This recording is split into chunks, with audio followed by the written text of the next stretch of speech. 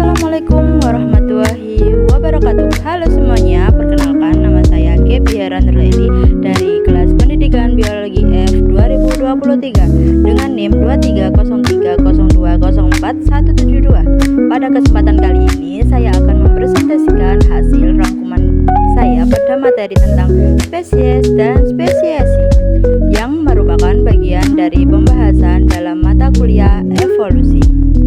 Nah, pada materi ini kita akan membahas tentang pengertian spesies dan spesiasi, serta mekanisme isolasi reproduksi, proses terbentuknya spesies baru atau spesiasi, serta pada evolusi yang terjadi dalam skala kecil maupun besar. Disimak baik-baik ya. Pengertian spesies. Spesies merupakan kelompok organisme yang mampu saling kawin dan menghasilkan keturunan yang hidup serta fertil. Nah, menurut konsep ini, spesies biologis yang ditemukan oleh Ernst Mars, individu dari spesies yang berbeda tidak dapat menghasilkan keturunan fertil apabila melakukan perkawinan. Hal ini menunjukkan adanya batas reproduksi yang berfungsi menjaga keutuhan genetik suatu spesies.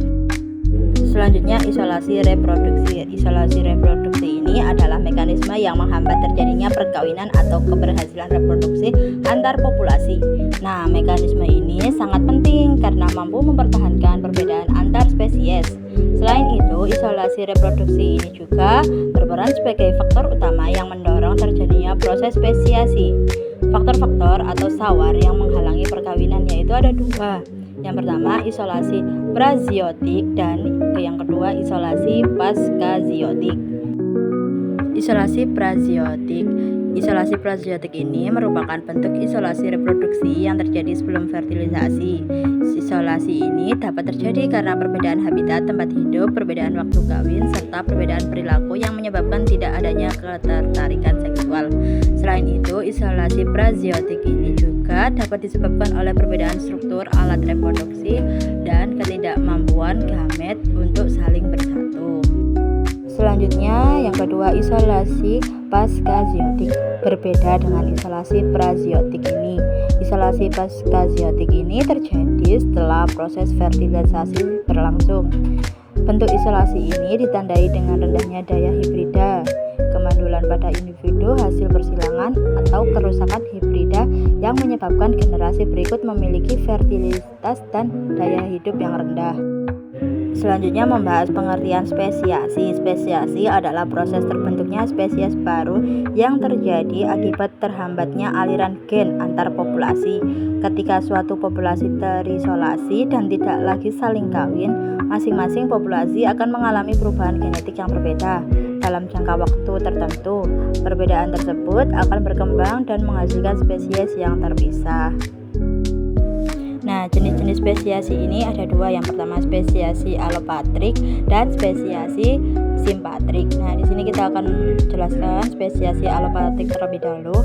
Spesiasi alopatrik terjadi akibat adanya pemisahan geografis seperti gunung, sungai, atau pulau yang menghambat aliran gen antar populasi.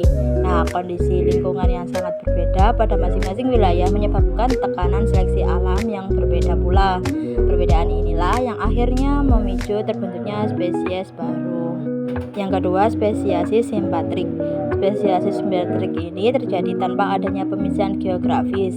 Proses ini umumnya dipicu oleh perubahan genetik, perbedaan perilaku kawin, atau perbedaan jumlah kromosom. Pada tumbuhan, spesiasi simpatrik sering terjadi melalui peristiwa poliploidi yang menyebabkan terbentuknya spesies baru secara cepat.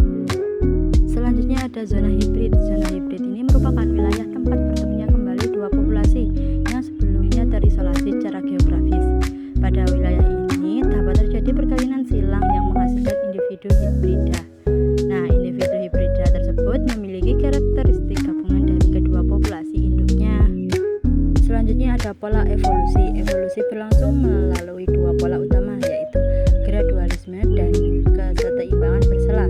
Nah, gradualisme ini menggambarkan perubahan evolusi yang terjadi secara perlahan dan bertahap. Nah, sementara itu keseimbangan bersela menunjukkan adanya perubahan evolusi yang terjadi dengan cepat dan diselingi oleh periode stabil dalam waktu yang lama. Selanjutnya juga ada mikroevolusi. Mikroevolusi ini merupakan perubahan frekuensi alel dalam suatu populasi yang terjadi dalam waktu relatif singkat. Nah, perubahan ini juga dipengaruhi oleh seleksi alam, aliran gen antar populasi, serta hanyutan genetik. Nah, mikroevolusi ini umumnya lebih jelas terlihat pada populasi dengan jumlah individu yang sangat kecil. Nah, selanjutnya yang terakhir ada makroevolusi. Makroevolusi adalah perubahan evolusi dalam skala besar yang berlangsung dalam jangka waktu yang sangat lama. Proses ini mencakup terbentuknya spesies baru, munculnya tren evolusi, serta peristiwa kepunahan massal. Bukti terjadinya makroevolusi ini dapat diamati melalui catatan fosil, anatomi perbandingan, dan kesamaan molekuler antar organisme. Selanjutnya, dari materi ini dapat disimpulkan spesies merupakan kelompok organisme yang mampu saling kawin dan menghasilkan keturunan yang hidup serta fertil. Perbedaan antar spesies dipertahankan melalui mekanisme isolasi reproduksi, baik secara prasiotik maupun paskaziotik. Isolasi tersebut berperan penting dalam mendorong terjadinya spesiasi, yaitu proses terbentuknya spesies baru. Spesiasi dapat terjadi secara alopatrik akibat pemisahan geografis maupun secara simpatrik tanpa adanya pemisahan wilayah. Proses evolusi tersendiri berlangsung melalui pola gradualisme dan kesetimbangan bersalah, serta dapat diamati dalam skala mikroevolusi maupun makroevolusi. Keseluruhan konsep ini menunjukkan bahwa evolusi merupakan proses yang berkelanjutan dan membentuk keanekaragaman hayati di bumi. Sekian penjelasan hasil dari rangkuman saya. Saya ucapkan terima kasih atas perhatiannya. Wassalamualaikum warahmatullahi wabarakatuh.